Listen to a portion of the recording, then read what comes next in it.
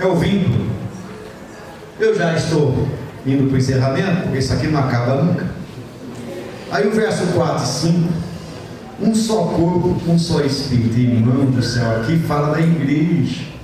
Verso 4 e 5: um só corpo, um só espírito, como também foste chamado. Eu não tenho tempo para dizer isso aqui, mas aqui fala da unidade da igreja. O que mais temos aqui? Verso 7: mas a graça foi dada a cada um de nós segundo a medida do dom de Cristo. Você só cresce quando compreende a graça. Estou escrevendo um texto sobre graça, eu terminei. O pastor Bittencourt, que é o EPOM dele de novembro, sobre graça. São 10 capítulos sobre a graça. Aqui entra a preciosidade mais ampla de Deus, que a graça é a manifestação real do amor de Deus a homens pecadores que nada merecem. A graça, eu e você não tínhamos condições de ser nada, de estar aqui, mas porque Deus, João 3,16, nos amou de tal maneira, nós somos agraciados, nós somos chamados.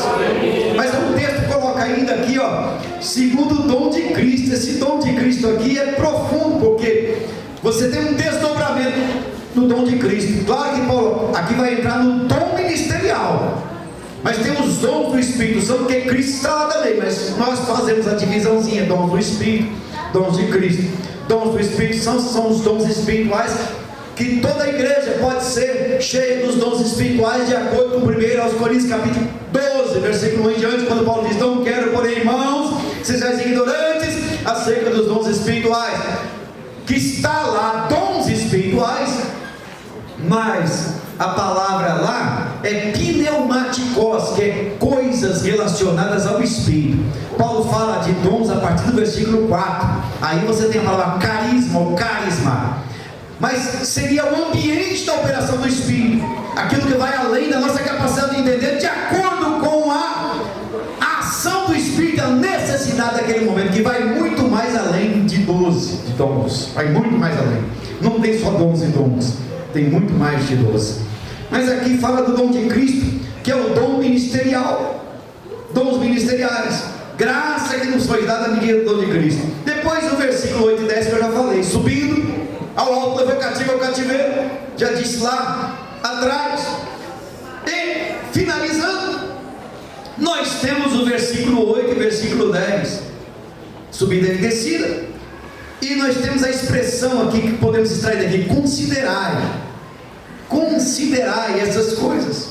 Mas o versículo 11 ele descreve toda a pleiade ministerial. Porque ele desceu, porque ele se humilhou, porque ele ensinou o caminho da descida e da subida. Então, por causa da sua descida, ele deu dons aos homens, e ele deu o ministério cristão. E aqui você encontra no versículo 11 todos os ministérios: apóstolos, profetas, evangelistas, pastores, doutores.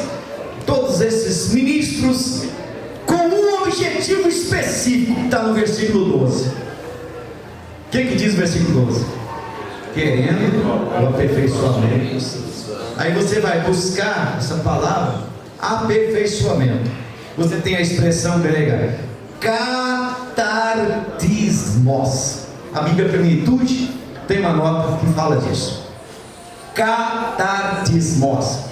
Tradução: consertar ossos quebrados, consertar coisas quebradas. Então, os ministros que Deus deu para a igreja são exatamente para colocar o povo de Deus no caminho do crescimento e consertar as coisas quebradas dentro dele. Quanta gente quebrada chega na igreja, não vamos quebrada de humildade, não, quebrada na vida, quebrada de amargura, quebrada. Então a palavra de Deus coloca no lugar, conserta, o catartismos.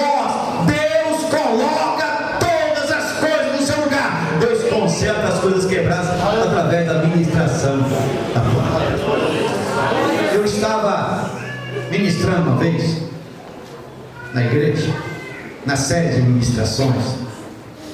Eu ministro em série. Aí em um determinado momento terminou o culto. Aí veio um irmão na igreja e falou: pastor, eu quero me consertar. Orei por ele, aconselhei.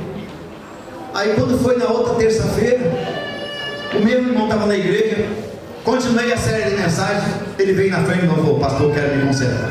Eu falei: mas o meu irmão veio na terça, veio hoje, eu orei por ele, passou 2 meses, ele veio conversar comigo: pastor, eu quero conversar com o senhor a respeito do que aconteceu, por que eu fui 2 vezes me consertar? Ele disse: o senhor estava pregando, e de repente o senhor parou de pregar, olhou para mim e começou a falar que eu era viciado em pornografia. Começou a falar que meu quarto estava cheio de pornografia, minha mente estava cheia de pornografia, minha carteira estava cheia de pornografia, e que era para eu me consertar. Eu falei: meu Deus, sou eu. Aí eu fui na frente me consertar.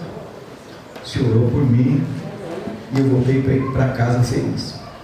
Quando foi na outra terça-feira, o senhor continuou a pregar, o senhor parou de novo, olhou para mim e falou: você tirou a pornografia do quarto, mas a sua carteira do lado esquerdo ainda tem calendários pornográficos. Eu não me agradeço. Eu puxei a carteira, não é que estava lá, eu tinha esquecido. E por isso que eu vim de novo na frente me consertar. O senhor falou, todo mundo ouviu. Eu falei: irmão, não falei isso, mas de jeito nenhum eu falei isso. Vou falar um negócio desse na igreja, tem sala pastoral para conversar. Eu, pelo menos, eu passei no seminário, fiquei 20 anos no seminário, pelo menos isso eu aprendi. Aí, não, o senhor falou. Eu falei: não falei, falou. Eu falei: o que aconteceu com esse irmão? Meu Deus, que ele ouviu isso que eu não falei. Aí eu fui analisar a mensagem. Foi uma hora que eu parei de pregar e Deus me tomou em línguas. Eu falei línguas, ele entendeu em português. Glória a Deus. Falei em línguas, ele entendeu tudo que tinha que entender. Eu sabia que tinha falado aquilo. É o catartismo de Deus, né? Deus conserta as coisas, Deus coloca as coisas no lugar. Então, terminando, versículo 13. Até que, você percebeu que tudo isso aqui é até que? Então, que o até que seja uma realidade na sua vida.